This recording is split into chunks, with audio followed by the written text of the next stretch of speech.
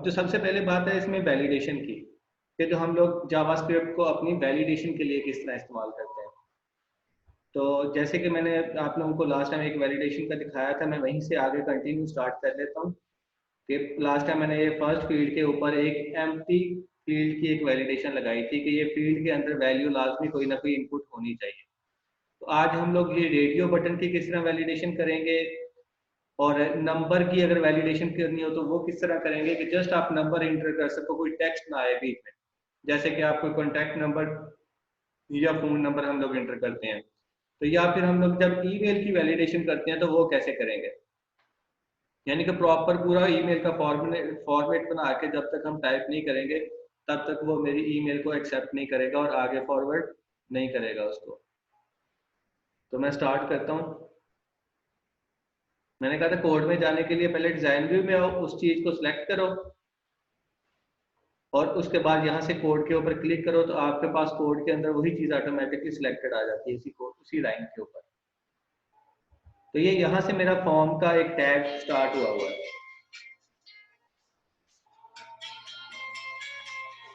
ये अब्दुल्ला कौन है आप लोगों की क्लास का? सर जी सर। व्हाट्सएप पे कॉल क्यों कर रहे हो? वो सर वो गलती से हो गई थी, मैंने काट दी है। ठीक है।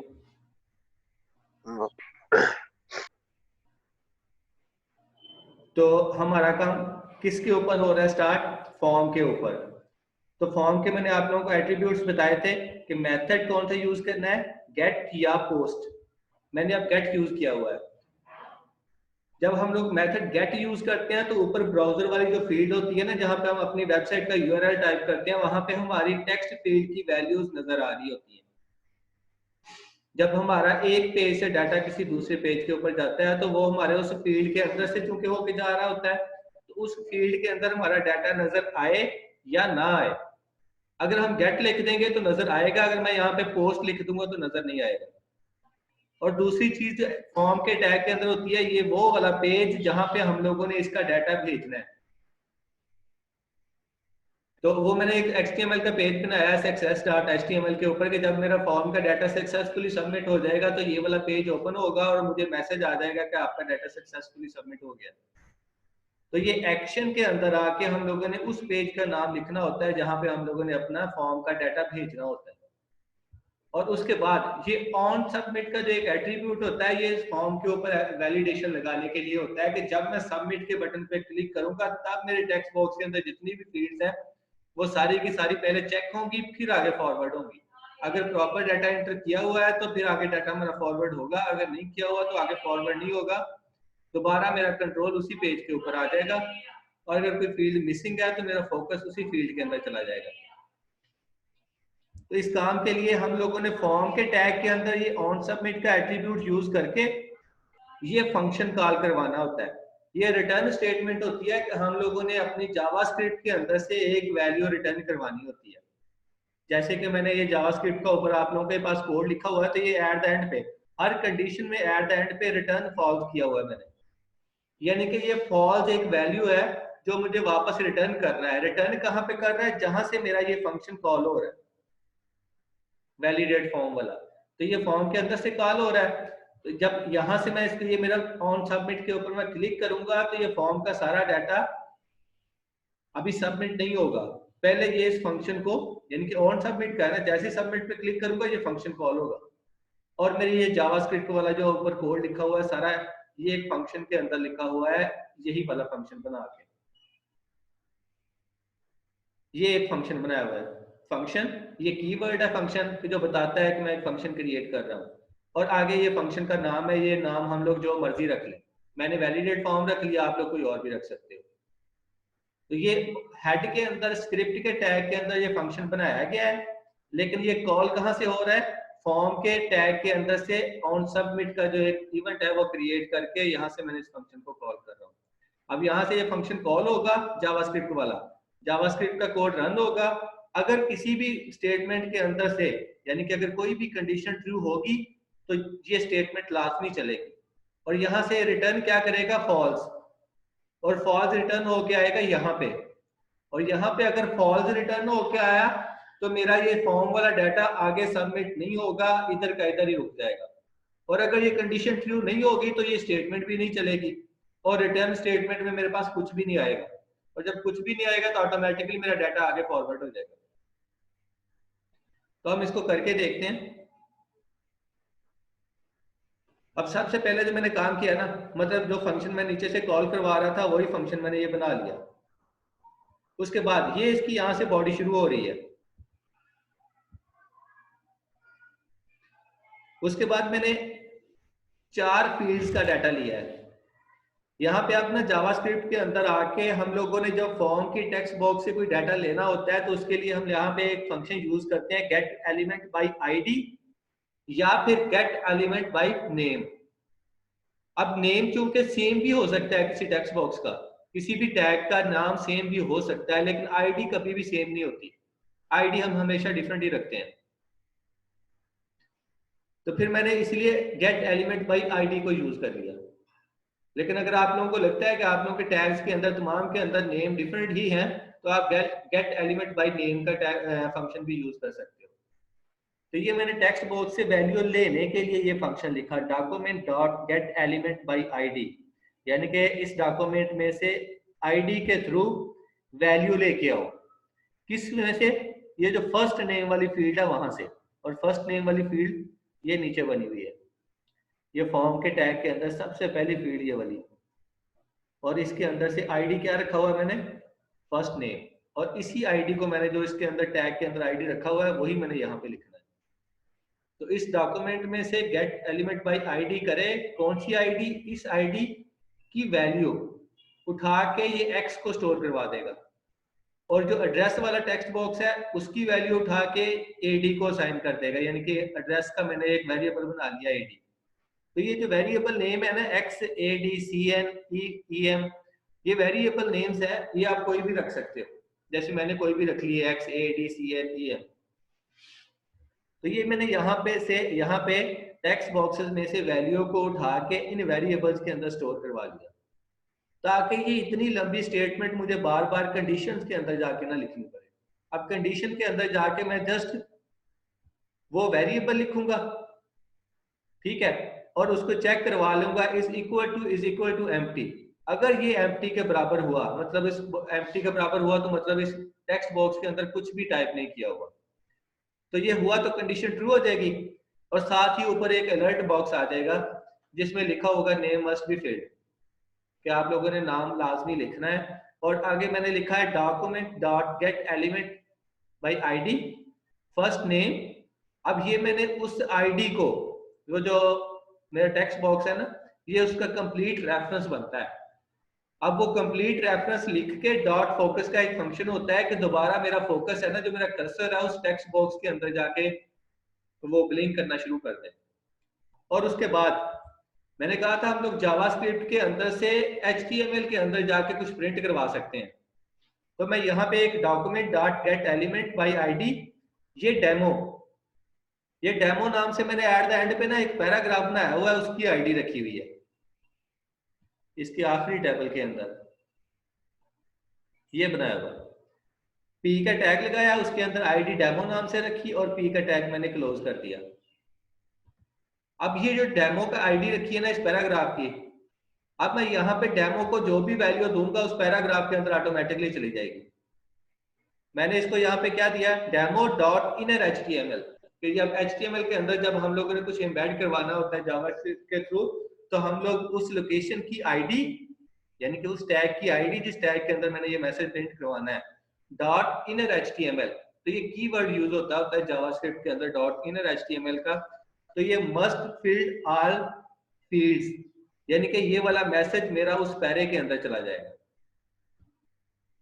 अभी मैंने आप लोगों को सारा एक एक जस्ट फर्स्ट नेम वाली जो फील्ड है ना उसको, उसका काम अभी तक समझाया। अब मैं इसी काम को आप लोगों को एक बार रन करके दिखा देता हूँ। मैं ब्राउजर में आऊंगा, इनका प्रीव्यू इन क्रोम कर लेता हूँ, यहाँ पे क्लिक करूंगा, वो कहता है मुझे सेव कर लो अपनी चेंजेस जो की हैं आपने, तो क्लिक वगैरह हुए थे इसलिए यस मैंने सेव कर ली। अब मुझे यहाँ पे वो ले आया। मैं अभी आप लोगों को न्यू शेयरिंग कर दूं ब्राउजर की। अभी आप लोगों को ब्राउजर नजर आ रहा होगा। अब यहाँ पे मैं सबमिट पे क्लिक करूंगा ना, तो मुझे उसने ये टॉप पे ना एक अलर्ट बॉक्स दे दिया, कहता है name must be filled out, फिर नाम लाजमी दो। अब मैं इस पे ओके पे क्लिक करूंगा ना, तो ऑटोमेटिकली ये मेरा बॉक्स भी सिलेक्टेड हो गया और उसके अंदर कर्सर भी ब्लिंक कर रहा है। अब मैंने वो जो document dot gate element by this field name dot focus का जो फंक्शन लिखा था, ये सारा काम उसकी वजह से हो रहा है। और उसके नीचे मैंने एक पैराग्राफ का टैग दिया था, ये मस्ट फिल ऑल फील्ड्स के साथ ही मुझे ये मैसेज आ जाए। मैंने एट द एंड पे वन टाइम प्रिंट करवाया है, आप लोग यही मैसेज यहाँ पे भी प्रिंट करवा सकते हो, यानी कि वही पी का टैग आप यहाँ पे रखो और यहाँ पे ये मैसेज को प्रिंट करवा लो। तो आप पी का टैग जहां पे भी रखेंगे, पी का टैग रख लें, हेडिंग का टैग रख लें, मतलब इस तरह का कोई भी टैग जो आप लोग टेक्स्ट लिखने के लिए यूज करते हैं, तो वो टैग रख के उसके अंदर आईडी दें और उसी आईडी को जावास्क्रिप्ट के अंदर यूज कर लें, जैसे कि मैंने ये यूज किया हुआ। ये यहाँ पे document dot gate element by demo, यानी कि उस पी को जो मैंने आईडी दी है ये वो है कि मेरा फोकस क्या होगा, इस जगह पे चला जाएगा। ये मैंने उस लोकेशन का जो रेफरेंस था वो उठा लिया। डॉट इनर एचटीएमएल के, इनर एचटीएमएल के अंदर से क्या करे, ये इसको ऐड करवा दे इस मैसेज को, तो ये मैसेज उस पैराग्राफ के अंदर ऐड हो जाएगा और वो जब पैराग्राफ जहां पे भी है उस लोकेशन पे जाके ये मैसेज प्रिंट हो जाएगा। अब चूंकि वो मैंने पी का टैग एंड पे रखा हुआ था, इसलिए वो एंड पे जाके मैसेज प्रिंट करवाएगा ये। अब मैं इस पी के टैग के अंदर क्लिक करता हूँ, ये मैंने पी के टैग के अंदर क्लिक किया। अब मैं डिजाइन व्यू में जाऊंगा तो ये मेरा कर्सर ब्रिंग कर रहा है, तो मैंने जो पी का टैग लगाया हुआ है वो यहाँ पे एंड पे लगाया हुआ है और वो मेरा जो मैसेज आया वो भी यहाँ पे एंड पे ही आया है।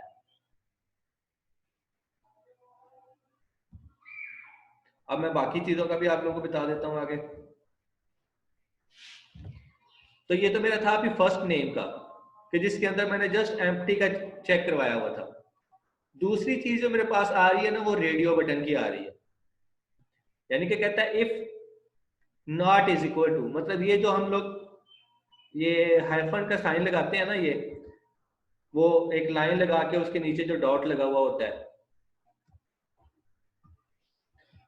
तो मतलब इसका मतलब होता है कि ये काम ना हो रहा हो तो document dot gate element by gender, यानी कि जो मैंने ये रेडियो बटन लगाया हुआ है ना, इसको मैंने आईडी दी हुई है जेंडर की। कहता है डॉट चेक्ड, अगर ये चेक्ड ना हो, ये जो मैंने इसके लाइन लगा के नीचे जो डॉट लगा के ये सिंबल यूज किया हुआ है, इसका मतलब होता है अगर चेक्ड ना हो, इफ ये चीज डॉट चेक ना हो तो फिर ये कंडीशन ट्रू होगी, तो फिर इसके अंदर वाला ये वाला हिस्सा जितना भी है ये एग्जीक्यूट होगा। और एग्जीक्यूट होगा तो सबसे पहले मुझे एक अलर्ट बॉक्स नजर आएगा जिसमें लिखा होगा सिलेक्ट जेंडर, कि आप जेंडर सेलेक्ट करें, यानी कि उस रेडियो बटन पे जाके चेक करें उसको। और document dot gate element by ID first name dot focus, मतलब ये वो ऊपर वाले जो जस्ट कॉपी पेस्ट हुआ इसको मैं खत्म कर देता हूँ, क्योंकि मुझे यहाँ पे मैंने कुछ टाइप तो करना नहीं, इसलिए मुझे फोकस करवाने की भी जरूरत नहीं है। Document dot gate element by ID demo, अब ये उसी एंड वाले पैरे के अंदर मैंने मैसेज दे दिया है कि वो मैसेज अब एट द एंड पे एक जो प्रिंट हो रहा था, अगर ये चीज नहीं होगी तो एंड पे मेरे पास ये मैसेज लिखा हुआ आ जाएगा, तमाम चीजें सिलेक्ट करना जरूरी है या फिल करना जरूरी है, तो ये मैसेज मेरे पास यहाँ पे आ जाएगा। आप मैंने जस्ट ऐसे ही लिख दिया सिंपल सा एक मस्ट फिल ऑल फील्ड्स, आप यहाँ पे अपने लिहाज से, अब जैसे मैं ये अलग अलग फील्ड के ऊपर लगा रहा हूँ ना, तो आप अलग अलग के लिहाज से इस मैसेज को भी चेंज कर सकते हैं, यानी कि जो भी मेरे पास मैसेज एग्जीक्यूट हो, कंडीशन एग्जीक्यूट होगी मेरे पास उसके अंदर वही मैसेज आएगा। मैं यहाँ पे वो जेंडर वाला कर देता हूँ।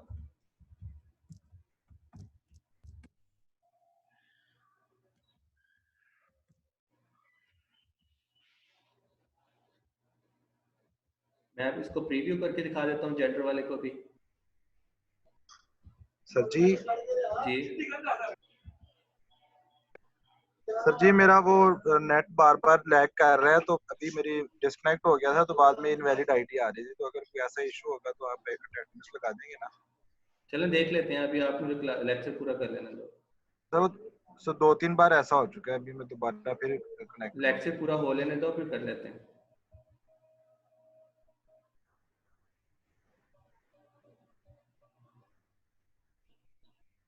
अब मैं वही चीज को परफॉर्म करूंगा। मस्ट फील्ड जो पहली फील्ड थी उसके अंदर मैं नाम लिख दूंगा, दूसरी फील्ड के ऊपर मैंने कोई वैलिडेशन नहीं लगाई हुई। अब मेरी बारी आ जाएगी जेंडर की, यानी कि सबमिट पे क्लिक करूंगा, उसने कहा सिलेक्ट जेंडर।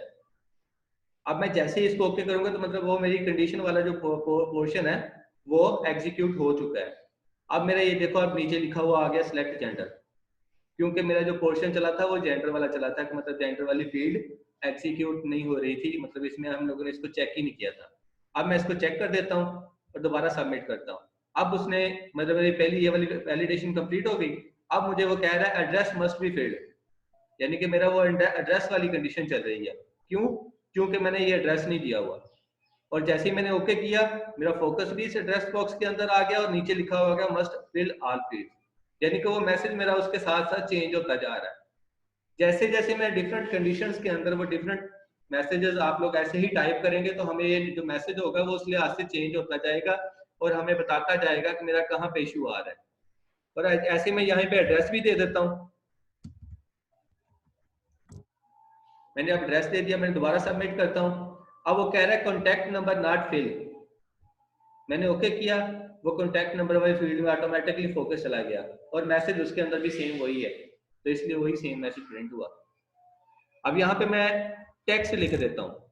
अब क्योंकि ये फोन नंबर वाली फील्ड है ना, तो इसको नंबर ही लेना चाहिए, इसमें टेक्स्ट नहीं आना चाहिए, लेकिन मैंने टेक्स्ट लिख दिया तो वो इसको एक्सेप्ट नहीं करेगा। उसने कहा कॉन्टैक्ट नंबर फिल, क्योंकि वो मैसेज एक सेम ही रखा हुआ है सारा, तो आप जैसे ही मैसेज चेंज करेंगे तो हमें पता चल जाएगा। मैं ओके करूंगा।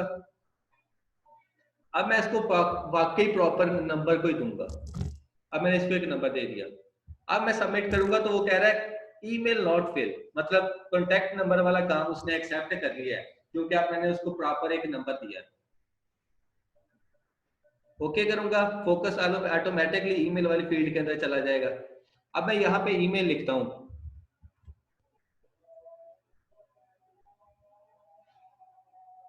अब मैंने ये प्रॉपर पूरा अपना ईमेल लिखा है suhail@gmail.com, लेकिन अगर मैं इसमें से कुछ हिस्सा अपना रिमूव कर देता हूँ, मैंने वो एंड वाला हिस्सा नहीं करता और इसको सबमिट पे क्लिक करता हूँ, तो वो कहता है ईमेल नॉट फिल, मतलब प्रॉपर फिल नहीं किया आपने इसको। फिर अब मैं प्रॉपर लिखता हूँ इसको, तो अब वो इसको एक्सेप्ट कर लेगा। यानी कि यही होता है ना, इसका फर्स्ट पोर्शन होता है कोई नाम वगैरह, उसके बाद ऐट द साइन, उसके बाद जीमेल, यानी कि आप लोग जिस डोमेन के अंदर ईमेल बना रहे हो, तो ये जीमेल के अंदर बनी हुई है। आप लोगों की यूएमटी की जो डोमेन के अंदर जीमेल बनी होती है, वो जीमेल की जगह पे यूएमटी लिख देते हैं और आगे .edu.com वगैरह आ जाता है।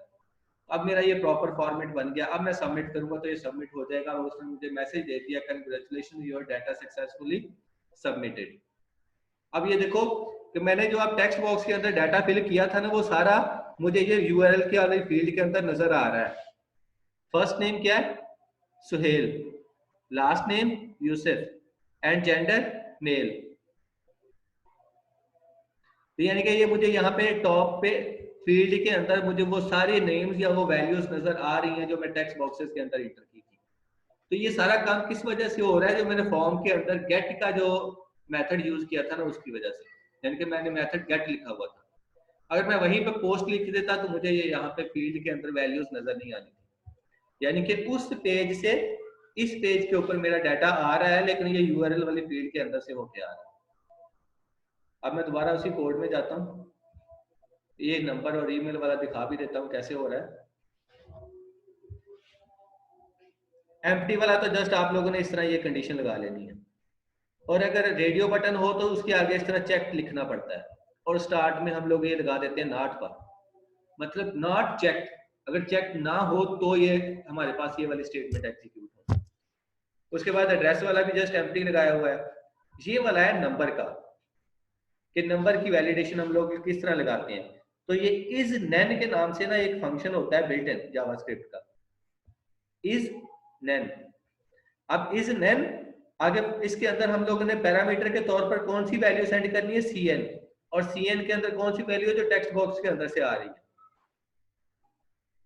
ये document dot gate element by ID, कहां से? कॉन्टैक्ट नंबर डॉट वैल्यू, यानी कि कॉन्टैक्ट नंबर वाली वैल्यू को उठा के cn को दे दो, और cn वाली जो वैल्यू होगी वो मैं इस फंक्शन को पास करवा दूंगा। तो यहां से ये मैं वैल्यू पास करवा के इस फंक्शन को कॉल करूंगा, तो ये फंक्शन जो बिल्ट इन बना हुआ है ये इस वैल्यू को चेक करेगा कि इसके अंदर वाकई नंबर होगा तो ठीक है, अगर नहीं होगा तो मतलब ये मुझे एरर दे देगा, यानी कि अलर्ट बॉक्स दे देगा। अब यहाँ पे जो मैंने एक आर का ऑपरेटर लगा के ना एक साथ दूसरी चीज और भी की हुई है कि इसी सीएन को चेक करवाया हुआ है, लेस देन 1 तो नहीं है। लेस देन 1 मतलब जो होता है हमारा वो 0 और -1, जो माइनस में वैल्यू जो आती है वो लेस देन 1 होती है। तो मैंने इसको वो भी चेक करवाया हुआ है कि लोग मतलब लेस देन 1 कोई माइनस में वैल्यू ना बंदा दे दे। तो मतलब यहाँ पे आप लोगों के पास आर ऑपरेटर भी हो गया, ठीक है। तो मतलब अब यहाँ पे आर ऑपरेटर हम लोग इसलिए यूज करते होते हैं किसी भी कंडीशन के अंदर कि इन दोनों में से कोई एक एग्जीक्यूट हो जाए, मतलब एक भी ट्रू हो जाए ना तो वो सही हो जाएगा। तो हमारा वैसे ज्यादा कंसर्न इस नंबर वाले फंक्शन से है कि नंबर होना चाहिए हमारे फोन वाली फील्ड के अंदर। तो उसके लिए फंक्शन होता है इस नैन का, और उसके अंदर हम लोग वैल्यू पास करवा देते हैं। उसके बाद जो मेरी नेक्स्ट बारी आ जाती है ना, वो आ जाती है मेरे ईमेल एड्रेस वाली। ईमेल एड्रेस को हम लोग किस तरह वेरीफाई करते हैं? तो ईमेल एड्रेस के लिए मेरे पास ये टेस्ट का, किसी भी चीज को चेक करने के लिए ये टेस्ट का फंक्शन होता है बिल्ट इन। तो टेस्ट करें किसको? ईएम की वैल्यू को। और ईएम के अंदर मैं क्या रख रहा हुआ है? ये ईएम के अंदर document dot gate element by ID, आगे उसकी ईमेल, यानी कि ईमेल वाली फील्ड की वैल्यू को उठा के ईएम के अंदर मैंने स्टोर करवा लिया। अब ईएम को मैं टेस्ट कर रहा हूं यहां पे इस फंक्शन के थ्रू, लेकिन जब ये टेस्ट करेगा तो ये मैच किसके साथ करेगा? ये फिल्टर के साथ। और फिल्टर के अंदर मैंने क्या रखा हुआ है? ये एक पूरी एक स्ट्रिंग बना के रखी हुई है। ईमेल वैलिडेशन जो होती है ना हमारी, उसकी प्रॉपर एक पूरा एक मैंने एक स्केच बना के रखा हुआ है। अब इसमें मैं आप लोगों को बता देता हूं कि किस चीज का क्या मतलब है। ये जो मेरी स्टार्टिंग होती है ना, फॉरवर्ड स्लैश और पावर का जो आइकॉन होता है ऊपर की तरफ बना हुआ, ये मेरा एक मतलब स्टार्ट हो रहा है यहां से स्टार्ट होगा। क्या चेक करेगा?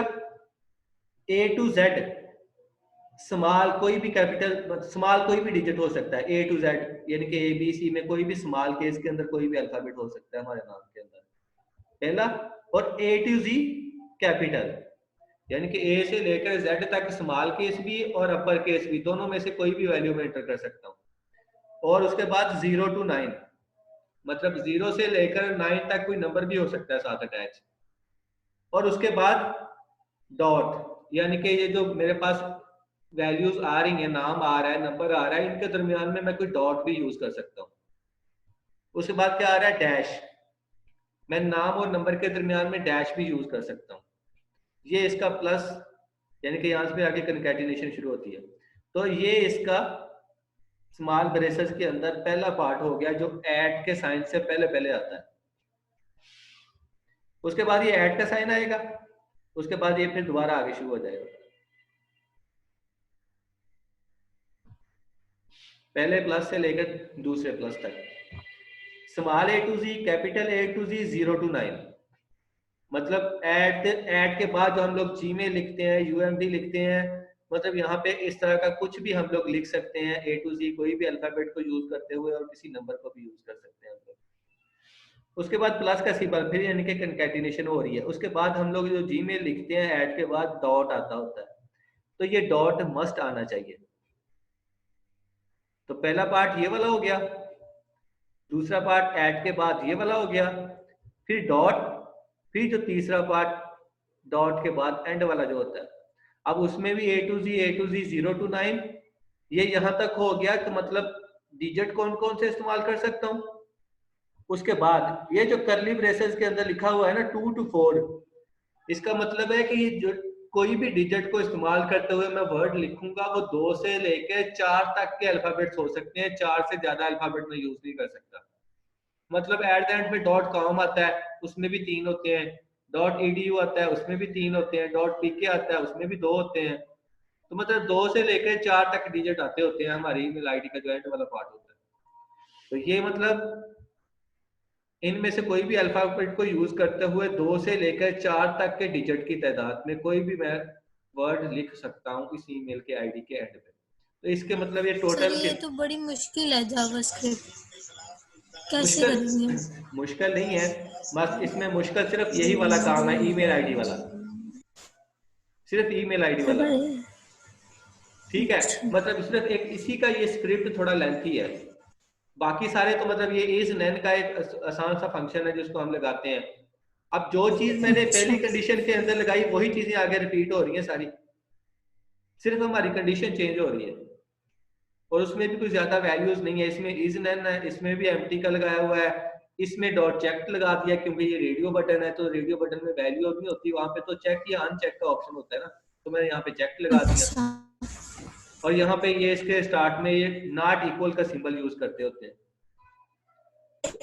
किसी भी फॉर्म को वैलिडेट करने के लिए तकरीबन जितने भी सिंबल्स होते हैं वो डिफरेंट शेप्स के अंदर सारे के सारे इस एक ही फॉर्म के अंदर, यानी कि एक ही फाइल के अंदर आते यूज हैं। करना बता रहे हैं। हाँ, तो आप इनको अलग-अलग कहीं भी यूज कर सकते हैं, सेम यही कोड है, इसको उठाएं, कॉपी पेस्ट करें और आगे लगा लें। सिर्फ ठीक है सर। सवाए ये ईमेल वैलिडेशन के तमाम चीजें आसान है, बस इसमें ये स्क्रिप्ट होता है। अगर जैसे मैंने इसको समझाया है ना, आप लोग इसको अगर समझ लेते हो तो ये भी आसान चीज है। जी। याद करना इसको वाकई मुश्किल है, लेकिन अगर इसको समझ के करोगे तो फिर इस चीज का पता चल जाता है। और अगर समझ के भी याद नहीं ना होती तो टेस्ट ही फिर इसका, करना है हमने, है ना? हाँ हाँ, अगर फिर भी याद नहीं होती तो फिर इसका सोल्यूशन होता है कि आप इसको कॉपी पेस्ट करो, हम्म। आपको ये नेट से भी मिल जाएगा इजीली। सर पूरी फाइल किस तरह अटैच करते हैं? एक मिनट बताता हूँ, आसान हो रही है।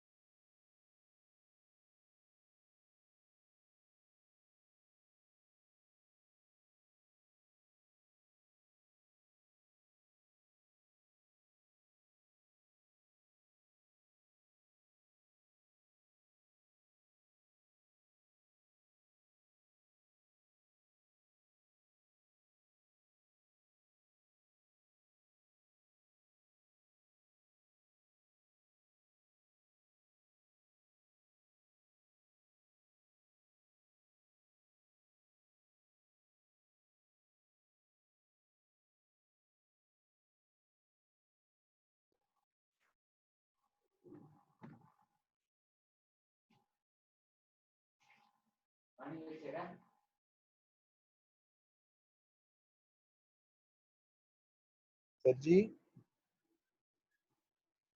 हेलो।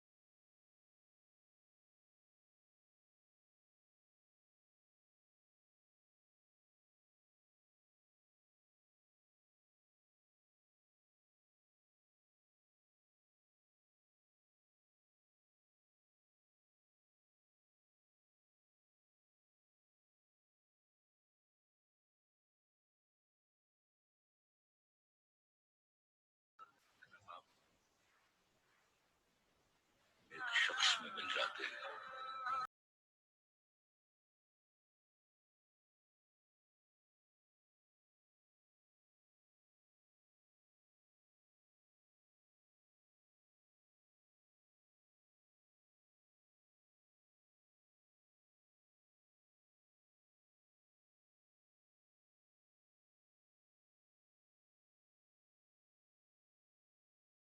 सर जी आवाज नहीं आ रही। भाई सर बोल ही नहीं रहे। सर जी बोल ही नहीं रहे भाई।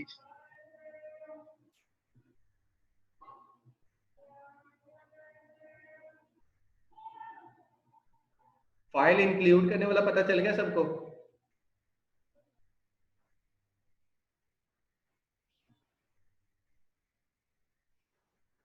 हेलो जी सर। वहां तक आवाज आ रही थी ना आप लोगों को?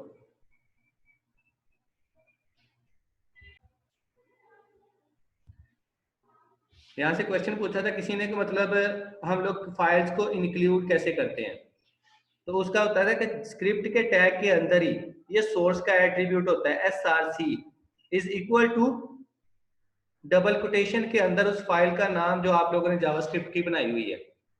अगर तो आप लोगों की ये वाली जो HTML की फाइल जो मैंने ओपन की हुई है ये वाली फाइल और इसके साथ जो दूसरी फाइल जावास्क्रिप्ट की दोनों एक ही फोल्डर में साथ साथ पड़ी हुई है, तो आप लोगों ने ये जस्ट यहाँ पे सिर्फ फाइल का नाम लिखना है।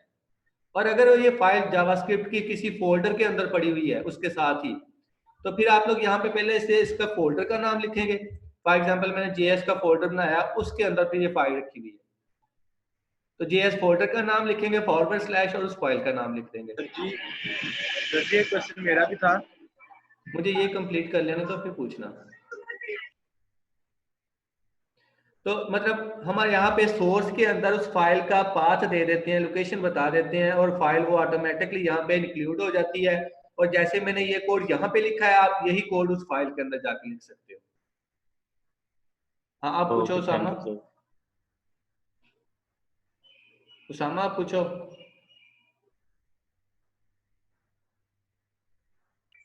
सर जी मैं ये पूछना था कि जावा के अंदर जो फॉर्म बनाते हैं हम लोग जेव फॉर्म में, सर वो लिंक करवा सकते हैं हम HTML के साथ हमारी जो वेबसाइट के अंदर?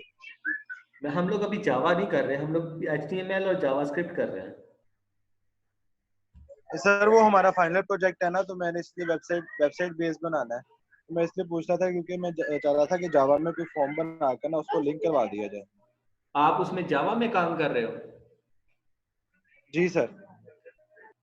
तो जावा के साथ अलग से HTML यूज होती है और वो कंबाइन ही काम हो रहा होता है सारा उधर भी। उसका सिनेरियो और होता है, यहाँ पे सिनेरियो और है। ये जावा स्क्रिप्ट है, स्क्रिप्टिंग लैंग्वेज है, जावा नहीं है। नहीं सर ये नहीं मैं कह रहा हूँ कि जो उधर हम एक चीज बना लेते हैं, फॉर एग्जांपल कोई प्रोजेक्ट वहां पे हमने क्रिएट किया है, जो इसका फॉर्म पूरा बना लिया हमने, जैसे आपने ये बनाया है, इस तरह कोई फॉर्म अगर हम जावा में बनाए और वो फॉर्म को इसमें लिंक कर सके, वो कैसे करेंगे? जावा वाले को इसमें लिंक नहीं कर सकते, वो मतलब जावा के साथ HTML जो होती है वो अलग से काम करती है। अच्छा सर, मतलब इसके अंदर नहीं हो सकती काम वो सिर्फ करने का जावा का? तरीकाकार उसमें भी सेम है कि उसमें हम लोग जावा के साथ भी HTML ही यूज होती है फ्रंट एंड डिजाइन करने के लिए, और यहाँ पे भी वही चीज यूज हो रही है। लेकिन इसका जो जावा का और जावास्क्रिप्ट का यूज डिफरेंट होता है दोनों का। यहाँ पे हम लोग इसको सिर्फ ये स्क्रिप्टिंग आवाज नहीं आ लैंग्वेज, रही आपकी सही से। यहाँ पे हम लोग जावास्क्रिप्ट को एज ए स्क्रिप्टिंग लैंग्वेज के तौर पर काम कर रहे हैं और ये हमारा सारा कोड ब्राउजर में ही काम करेगा। जो सिंपल जावा है वो सर्वर साइड लैंग्वेज है ये उसका। आपकी समझ नहीं, ये आवाज बहुत कट रही है। मैंने कहा सिंपल जावा का काम जो होता है वो सर्वर साइड लैंग्वेज है, सिंपल जावा का जो वर्ड होता है, तो उसका काम करने का तरीकाकार और होता है। ये जो हमारे पास अभी मैं काम कर रहा हूँ ये स्क्रिप्टिंग लैंग्वेज है, ये क्लाइंट साइड पे काम करती है, इसका तरीकाकार और होता है। अभी जो क्वेश्चन इसके रेलिवेंट है तो वो पूछो मुझसे। सर जी जी। ये जो आपने फॉर्म बनाया हुआ है, ये आपने अभी क्लास में बनाया है कि पहले से बना हुआ था? ये लास्ट क्लास में बनाया था ना, ठीक उसी को मैं आगे वहीं से कंटिन्यू किया जहां से हम लोगों ने एंड किया था। है, ओके। लास्ट टाइम मैंने सिर्फ ये एक वैलिडेशन करके दिखाई थी एम्प्टी वाली, उसके बाद ये आज दोबारा आगे किए। तो सब में अब आप देखो मतलब कोड सेम आ रहा है, सिर्फ ये कंडीशन चेंज हो रही है, चीजें वही तकरीबन आ रही हैं मिलती जुलती सारी। सर आपने कहा था कि पूरी की पूरी फाइल हम मतलब नेट से कनेक्ट करवा सकते हैं उसकी जावा की, वो किस तरह होता है? मैंने तो नहीं कहा था नेट से जावा की फाइल इंक्लूड करवा सकते हैं। तो जब हम लोग सिलेक्ट के अंदर ड्रॉप डाउन बनाते हैं तो सिलेक्ट का टैग लगा के ऑप्शन का टैग लगा के एक ड्रॉप डाउन बन गया, और उसके अंदर ड्रॉप डाउन के अंदर जो वैल्यूज लाने का काम करना था वो मैंने जावास्क्रिप्ट यूज कर ली, कि मैंने एक लूप लगा के ऑप्शन का टैग क्रिएट करवा लिया लूप के थ्रू, जावास्क्रिप्ट के थ्रू। डॉक्यूमेंट डॉट राइट का एक फंक्शन होता है जावास्क्रिप्ट के अंदर ही। अब इसके अंदर हम लोग जो चीज भी लिखते हैं ना वो एज इट इज टाइप हो जाती है, लेकिन अगर मैं इसके अंदर कोई टैग लिखूंगा ना HTML का, तो वो tag as it is print नहीं होगा, बल्कि उस टैग का जो मतलब बन रहा होगा ना वो होगा। तो ये डबल कोटेशन के अंदर मैंने यहां तक ऑप्शन के टैग का फर्स्ट पार्ट कर लिया, और उसके बाद ये सेकंड पार्ट हो गया, यानी कि मेरे ऑप्शन का टैग क्लोज और यहां से स्टार्ट, और इसके दरमियान में जो वैल्यू आनी थी, ये जैसे जनवरी फरवरी मार्च अप्रैल लिखा हुआ है, इसके बाद ऑप्शन का टैग क्लोज हो रहा है, ये स्टार्ट हो रहा है। तो इसके दरमियान में मैं आई का वेरिएबल लगा लिया जिसके ऊपर मैंने लूप लगाई हुई है 1 से लेकर 32 तक। मतलब मेरी ये लूप 1 से लेकर 32 टाइम तक लूप चलेगी, 32 टाइम तक मेरी ये एक ही स्टेटमेंट एग्जीक्यूट होगी, तो ऑटोमेटिकली मेरे 32 ऑप्शन के टैग्स बन जाएंगे। यानी कि इस ऑप्शन के टैग के अंदर मेरे पास 32 वैल्यूज आ जाएंगी। और यहाँ पे एक वैल्यू का एट्रीब्यूट होता है कि जस्ट हम लोग जो जब इससे वैल्यू गेट करते हैं तो हमारे पास ये वाली वैल्यू जाती होती है 0 1 2 3 4 5। हम लोग अपने मतलब कोई कंडीशन लगानी हो तो उसके लिए फिर हमारे पास ये काम आती होती है। उसके लिए मैंने वैल्यू के अंदर भी आई को रख दिया कि जो वैल्यू यहाँ पे प्रिंट होगी वही वैल्यू के अंदर आ जाएगी। उसके लिए तरीकाकार होता है कि सिंगल कोटेशन, फिर उसके अंदर डबल कोटेशन, फिर उसके अंदर प्लस का सिंबल, क्योंकि डबल कोटेशन के अंदर दोबारा से डबल कोटेशन नहीं आ सकती होती। और अगर हम लोगों ने डबल कोटेशन के अंदर दोबारा से डबल कोटेशन देनी हो तो फिर हम लोग क्या करते होते हैं कि पहले हम लोग उसके साइडों पे प्लस का सिंबल लगाते हैं, फिर उसकी साइडों पे डबल कोटेशन लगाते हैं, फिर उसकी साइडों पे सिंगल कोटेशन लगाते हैं। मुझे ये 3 चीजों का एक कॉम्बिनेशन बनाना पड़ता होता है जब भी मैंने डबल कोटेशन के अंदर डबल कोटेशन लगानी हो, यानी कि उसकी एक साइड पे प्लस का सिंबल आएगा, एक साइड पे सिंगल कोटेशन मार्क आएगा। तो हम लोग फिर इस तरह ये वैल्यूज राइट करते होते हैं इसके अंदर। अब मैंने ये 3 लाइंस के अंदर अपना काम कर लिया, जो मेरा काम 32 लाइनों के अंदर होना था। तो जावास्क्रिप्ट को हम लोग इस तरह की चीजों के लिए भी इस्तेमाल करते हैं फिर अपनी HTML के अंदर, कि अपने लाइन ऑफ कोड को कम से कम रखने के लिए हम लोग इस तरह लूप लगा के एक ही चीज को बार बार रन करवा लेते हैं। और मेरे ख्याल में लूप्स तो आप लोगों ने पहले पढ़ी हुई होंगी, आइडिया होगा आप लोगों को, क्योंकि पहले आप लोग लूप्स मतलब पढ़ चुके हैं, प्रोग्रामिंग लैंग्वेज जो भी पढ़ी हुई थी आप लोगों ने। Yes sir. C++ पढ़ी होगी, जैसे वहां पे लूप लगाते थे वैसे यहाँ पे लगाते हैं। वहां पे हमारे पास डाटा टाइप होती थी, यहाँ पे डाटा टाइप नहीं होती, यहाँ पे हम लोग सिर्फ var लिख देते हैं, बाकी तरीकाकार सारा सेम है। यानी कि डबल कोटेशन के अंदर जो चीज जैसे लिखेंगे वैसे प्रिंट हो जाएगी, लेकिन अगर हम डबल कोटेशन के अंदर कोई HTML का टैग लिख देते हैं तो वो टैग प्रिंट नहीं होगा, मतलब उसके टैग का जो मतलब बनता होगा वो एग्जीक्यूट होगा। अब मैं इसी चीज को आप लोगों को रन करके दिखा देता हूँ। रन करने से पूछ रहा है कि सेव करना है, मैंने कहा हाँ कर दो।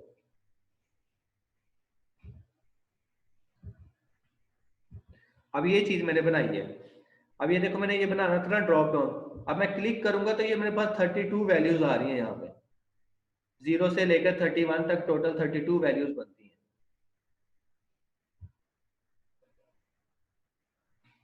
तो मैं इसको 2 पे सिलेक्ट करूंगा, जो भी सिलेक्ट करूंगा वो वैल्यू इसके अंदर आ जाएगी ऑटोमेटिकली। और ये जो सर जी ये कोड भी आप सेंड कर देंगे? हाँ मैं कर दूंगा। उसके बाद ये मंथ का था, मंथ अब चूंकि 12 होते हैं इसके लिए कुछ ज्यादा नहीं मसला था, तो इसके लिए मैंने वो ऑप्शन का टैग डायरेक्टली लगा लिया, उसके लिए लूप नहीं लगाई। और उसके बाद ईयर्स का आ जाता है, ईयर्स भी ज्यादा बन रहे हैं तो इसके लिए भी लूप लगा ली हुई है। तो इस तरह ही मतलब ये इस तरह के कामों के लिए भी हम लोग जावास्क्रिप्ट यूज करते हैं कि HTML के कुछ टैग्स होते हैं तो जो हम लोग एक ही टैग के अंदर बार बार वही चीज आ रही होती है तो हम लूप लगा के एक ही दफा लिख लेते हैं, वो ऑटोमेटिकली जब यहाँ पे आके एग्जीक्यूट होता है तो ऑटोमेटिकली वो चीज वैसे की वैसी बन जाती है, क्योंकि वो चीज उतने ही टाइम मतलब हमारी रन हो रही होती है। अब आप लोगों को मैं मजे की बात बताऊं, यहाँ पे इस पेज के ऊपर मैं राइट क्लिक करूंगा,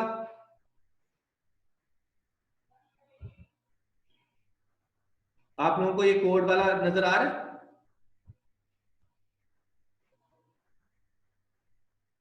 बच्चों आप लोगों को कोड नजर आ रहा है? यस सर आ रहा है। अब मैंने उसी के ऊपर राइट क्लिक करके पेज सोर्स सर, किया आ ना, रहा है। पेज सोर्स किया, ये देखो जावास्क्रिप्ट का सारा कोड मेरा ब्राउजर के अंदर पड़ा हुआ है। ये जावास्क्रिप्ट है, मतलब ये क्लाइंट साइड है, क्लाइंट साइड पे काम करती है। ये देखो सारे का सारा जावास्क्रिप्ट का कोड मुझे नजर आ रहा है। अब मैं यहाँ से कुछ भी एडिट करूंगा तो मेरे फ्रंट एंड पे वो चीज शो हो जाएगी, मतलब मुझे फ्रंट एंड पे वैसे की वैसी नजर आने लग जाएगी।